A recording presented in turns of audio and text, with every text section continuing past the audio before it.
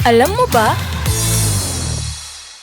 Madalas nating iniisip na ang talino at lakas ang pangunahing susi ng iba't ibang hayop para mabuhay sa kagubatan.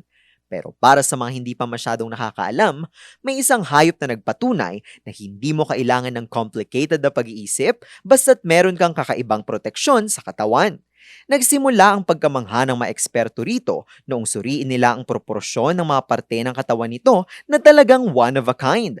Ang tinutukoy nating nilalang, walang iba kundi ang ostrich, na kilala bilang pinakamalaking ibon sa buong mundo at sa pagiging mabilis ito sa pagtakbo. But here's the catch, alam niyo ba na ang mata ng isang ostrich ay mas malaki pa pala kaysa sa kanyang utak? Sa katunayan, ang bawat mata nila ay may sukat na 2 pulgada o kasing laki ng isang billiard ball.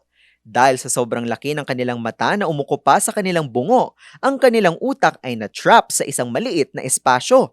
Ang nakakagulat, sa laki ng ibong ito, ang utak ng ostrich ay kasing laki lang pala ng isang kalamansi. Pero kahit maliit ang kanilang utak, ang naglalakihang mata naman nila ang kanilang superpower.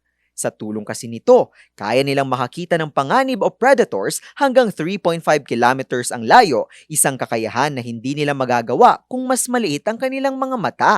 Kaya naman, kahit madalas silang tawaging bird brain dahil sa pagtakbo ng pabilog kapag natatakot, pinatutunayan nila ng early detection ay mas epektibo kaysa sa pag-iisip ng sobrang lalim. Kaya sa susunod na maharap kayo sa pagsubok, tandaan na hindi laging kailangan ng sobrang lalim na pag-iisip dahil minsan kailangan mo lang ng malinaw na paningin para makita ang tamang paraan.